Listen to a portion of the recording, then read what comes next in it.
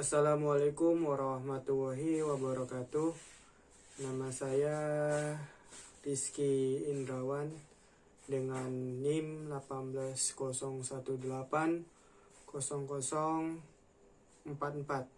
Saya berada di nomor urut absen 5. Di sini saya akan menjelaskan pertemuan ke-9 sampai ke-14 yang mana pertemuan ini bermata kuliah kecerdasan bisnis. Di sini saya akan menjelaskan dari setiap pertemuan tersebut, mulai dari pertemuan ke-9. Di sini di pertemuan ke-9, video pertama itu berjudul Interface Resort Planning, yang mana pembahasannya ialah ERP adalah merupakan sistem informasi untuk mengidentifikasi dan merencanakan sisi sumber daya yang dibutuhkan oleh perusahaan untuk digunakan, dibuat, dikirim, dihitung secara efisiensi, dan dapat merespon kebutuhan dengan baik. Selanjutnya, Interface Resort Planning adalah suatu konsep untuk merencanakan dan mengelola sumber daya perusahaan seperti waktu, dana, material, agar pendayagunaan sumber daya perusahaan dapat dimanfaatkan secara optimal untuk kesejahteraan semua pihak yang berkepentingan. Definisi lain ERP terdiri atas paket software komersial yang menjalin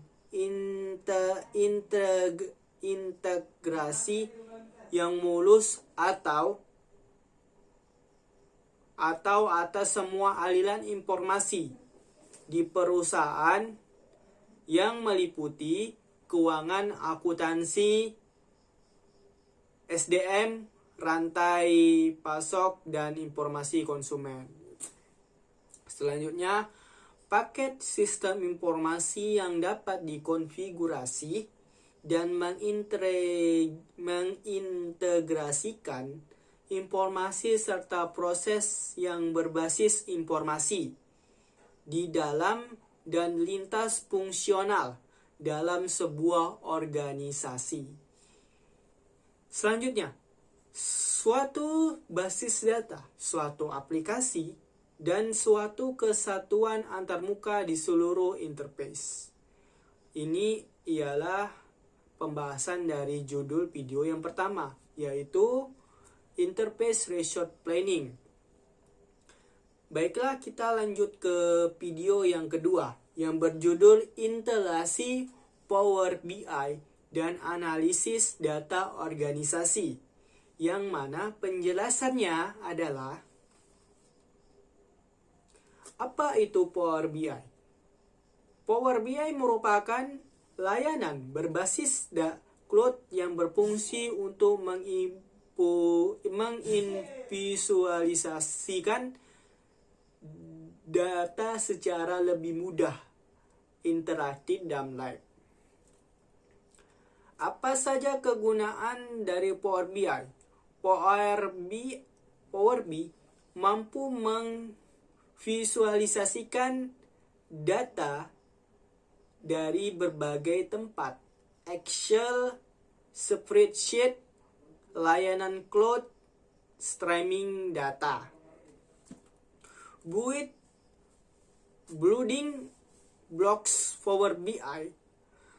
Beberapa building blocks Power BI antara lain adalah yang pertama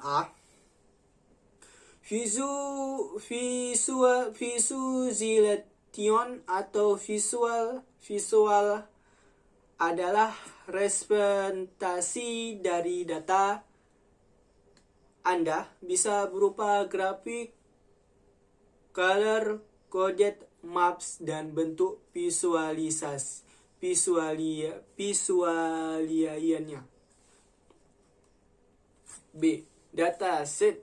Dataset adalah koleksi atau kumpulan data yang digunakan oleh Power BI untuk membuat visualisasi data. Dataset ini bisa berupa tabel Excel, database online, dan juga lain-lainnya. Yang selanjutnya, report. Report adalah koleksi dari visualisasi data yang dikumpulkan, ditampilkan di dalam satu halaman yang sama. Selanjutnya, dashboard. Dashboard, jika Anda ingin membagikan report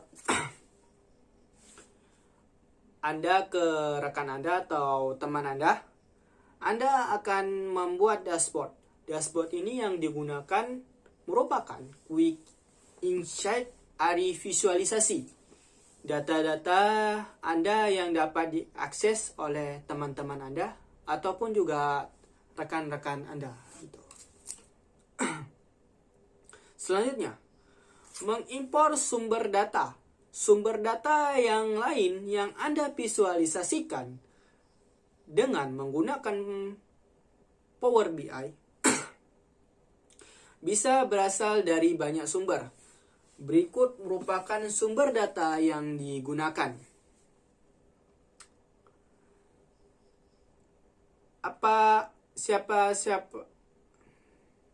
Selanjutnya, siapa sajakah yang bisa menggunakan Power BI?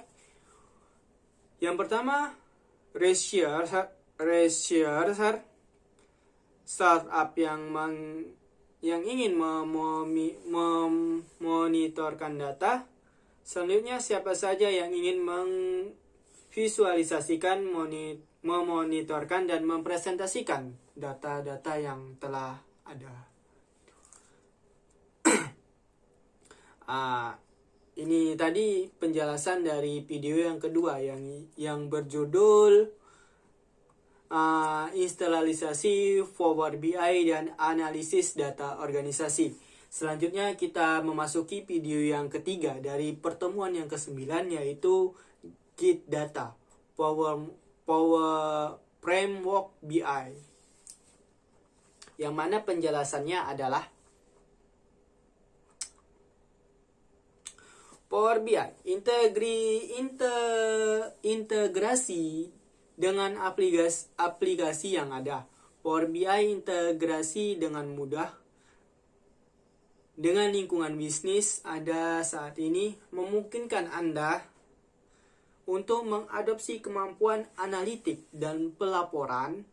Jika Anda sudah sering menggunakan Microsoft Excel atau semacamnya, Anda bisa mengintegrasikan ke aplikasi Power BI secara otomatis. 2. Dashboard. Dashboard yang dapat divisualisasikan dengan kebutuhan. Fungsi utama dari Power BI adalah informasi dashboard yang disesuaikan untuk memahami kebutuhan yang tepat dari perusahaan Anda. Anda dapat dengan mudah menampilkan dashboard dan pelaporan bisnis dalam aplikasi untuk memberikan user experience yang secara berkarisma atau berkesan untuk orang lain. Selanjutnya, publikasi laporan yang aman.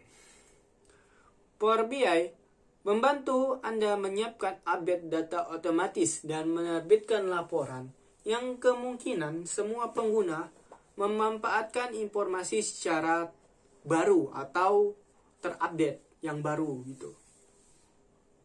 Yang keempat, tidak ada kendala memori dan kecepatan. Memindahkan sistem yang ada ke cloud system yang kuat dengan Power BI yang tertanam menghilangkan tanaman, beban memori, dan kecepatan. Hal tersebut memastikan kita untuk mengambil dan menganalisis data secara tepat. Terakhir ialah tidak diperlukan teknik yang khusus gitu. Power BI menyediakan antarmuka bahasa alami natural language interface yang sangat baik dan penggunaan alat grafis yang inovatif atau inututif.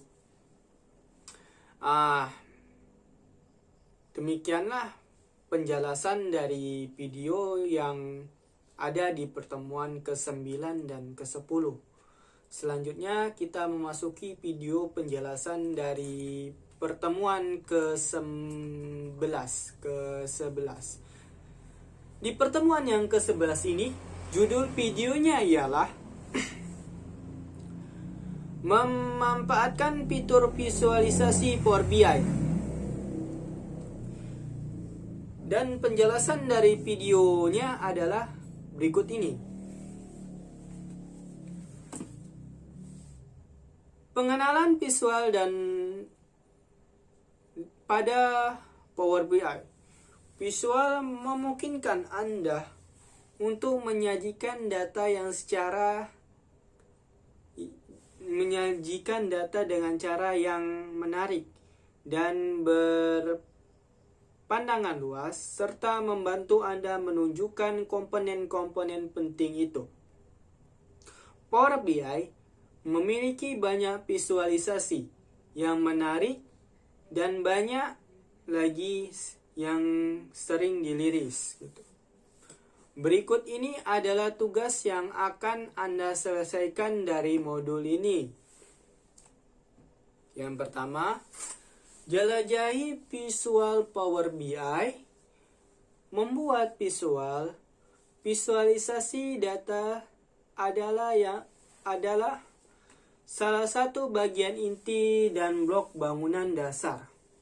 Power BI membuat visualisasi adalah salah satu cara yang paling efektif untuk menemukan dan membagikan wawasan Anda dan akan menemukan berbagai macam visualisasi di Power BI yang menawarkan fitur-fitur seperti diagram batang sederhana, diagram lingkaran peta, dan lebih banyak penawaran yang esoteris seperti air terjun, corong, dan pengukar. Power BI Desktop juga menawarkan alat pemformatan halaman yang luas, seperti bentuk gambar yang membantu menghidupkan laporan Anda. Selanjutnya, 2. Buat dan sesuaikanlah visualisasi sederhana. Unit ini menjelaskan cara bagan batang, bagan pai, dan bagan pohon baru, serta cara menyesuaikan elemen ini agar sesuai dengan laporan Anda. 2 cara untuk memvisualisasikan baru Power BI Desktop ini adalah: pertama, seret nama view dari panel views, lalu letakkan kanvas report. Secara default, visualisasi Anda muncul sebagai tabel yang Anda buat.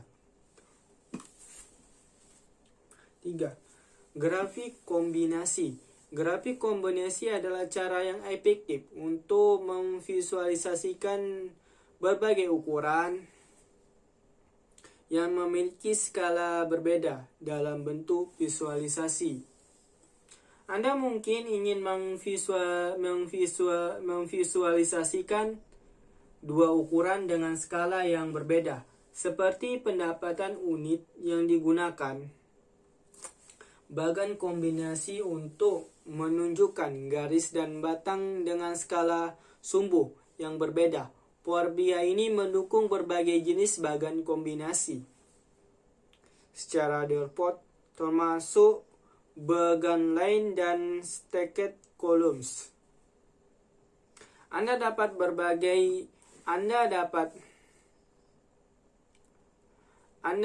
membagi setiap kolom dan kategori dengan menyeret kategori ke dalam bidang seri kolom.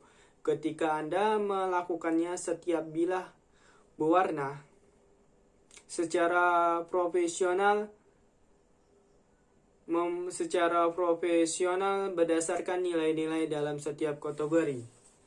Secrets adalah salah satu jenis visualisasi yang paling kuat, terutama sebagai bagian dari Bushy Report. Sklicer adalah filter visual di atas kanvas yang memungkinkan pengguna laporan untuk mengkelompokkan data berdasarkan nilai tertentu. Contoh filter termasuk tahun atau berdasarkan lokasi geografis. Maps Visualization. Power BI memiliki dua jenis visualisasi peta yang berbeda. Peta gelembung yang menempatkan gelembung di atas titik geografis, dan peta bentuk yang menunjukkan garis-garis besar yang Anda ingin visualisasikan. Selanjutnya, matriks dan tabel. Anda dapat menggunakan Power BI Desktop untuk membuat grafik, grafis, dan visual. Jika Anda memiliki informasi numerik dalam tabel seperti pendapatan, jumlah total, dan muncul di bagian bawah, Anda dapat secara manual mengurutkan berdasarkan setiap kolom dengan memilih judul kolom untuk menggantikan urutan baik atau turun. Dan jika kolom tidak cukup lebar untuk menampilkan semua kontennya, pilih dan seret judul kolom untuk membentangkannya. Di panel visualisasi urutan file dalam bucket, nilai menentukan urutan di mana mereka memunculkan di tabel Anda. Visualisasi memungkinkan Anda untuk mengkomunikasikan informasi yang tersembunyi dalam data mentah dengan lebih baik. Visual dapat menyoroti tren yang tidak jelas dengan cara data tabular, mungkin tidak. Power BI mencakup banyak visual menarik yang dapat Anda gunakan untuk menerangi data Anda dan menceritakan kisah yang lebih baik. Demikian dari penjelasan dari pertemuan yang ke-11. Kita masuk ke pertemuan yang ke-12. Pertemuan ke-12 ialah melanjutkan. Judul video dari pembahasan pertemuan ke-12 ialah melanjutkan pembahasan mengenai tools Power BI. 7 poin penting yang Anda ambil dari pertemuan tersebut ialah, atau poin-poin yang akan saya jelaskan dari pertemuan ini ialah, kita memakai Excel dengan informasi yang sama, ialah informasi penjualan buah. Kemudian klik sheet 1, serta timbul informasi tersebut. Serta yang awal kali kita jalani merupakan memilih informasi diagram, serta tarik diagram atau seret dengan kemauan kita atau cocok kemauan. Selanjutnya, kemudian axis. Axis merupakan kriteria pembandingan jika informasi yang kita pakai terdapat dua, ialah tipe buah, serta ketetapan pada jika kita mencatat pertepatan pada serta memilah salah satu tipe buah hingga hendak timbul informasi buah tersebut serta informasi hendak diurutkan dari yang paling tinggi dulu. Kita pula dapat memilah seluruh tipe informasi yang kita masukkan, serta memilah diagram yang cocok dengan informasi kita. Selanjutnya kita pula bisa meningkatkan bacaan box di insert selaku judul.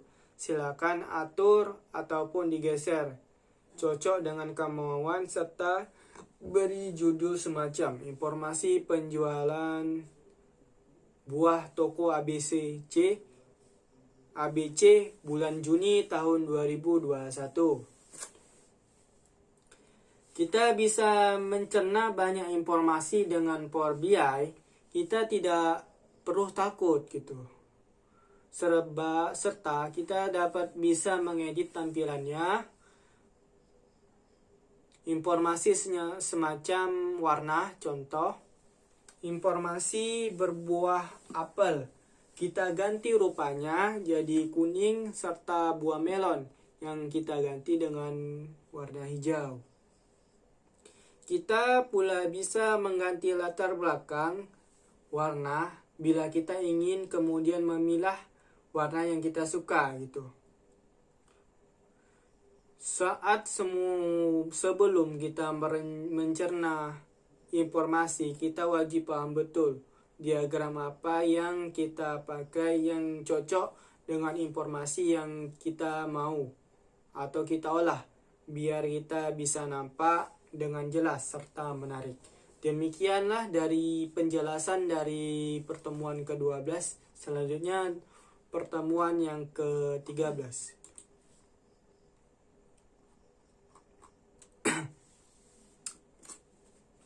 Di pertemuan yang ke-13 ini, judul videonya ialah pemanfaatan query Power BI. Selanjutnya pembahasannya ialah dengan menggunakan Power Query, Anda bisa mengintegrasi atau beberapa kolom dari tabel terkait. Misalnya, Anda dapat mengagregasi jumlah detail setiap pemasukan atau pesanan untuk setiap pesanan. Selanjutnya Power Query. Power Query menyediakan pengumpulan dan bentuk data yang cepat dan mudah. Power Query memungkinkan Anda menyambungkan, menggabungkan, dan memperbaiki sumber data untuk memenuhi kebutuhan analisis Anda. Ada 4 fase penggunaan query. 3. Koneksi mengimpor data dan membuat koneksi ke data awan di layanan atau secara lokal. Transformasi dalam bentuk data untuk memenuhi kebutuhan Anda secara sumber, hasilnya tetap tidak berubah. Gabungkan dalam bentuk data lebih lanjut dengan mengintegrasikannya dari berbagai sumber untuk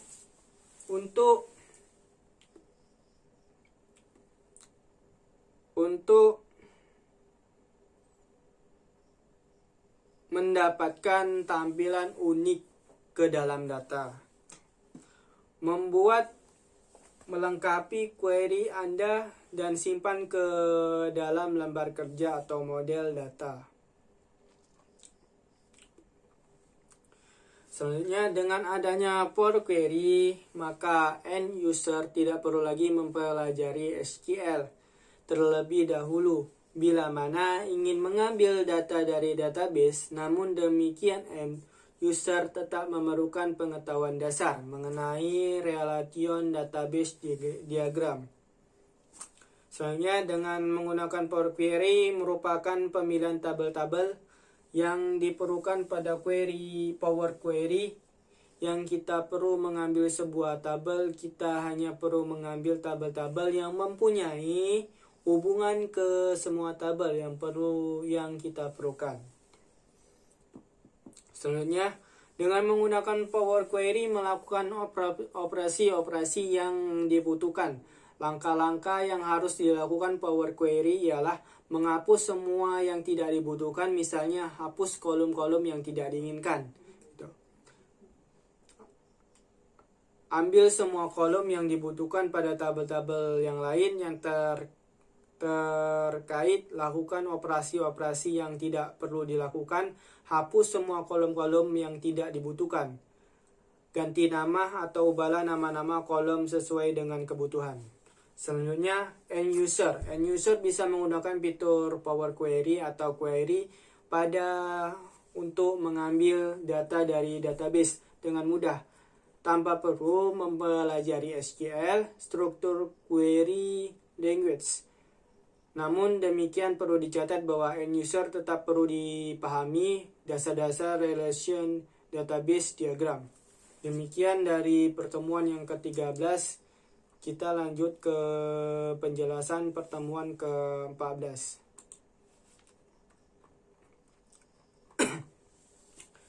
Di pertemuan ke-14 ini judul videonya ialah memanfaatkan query lanjutan. Adapun pembahasannya ialah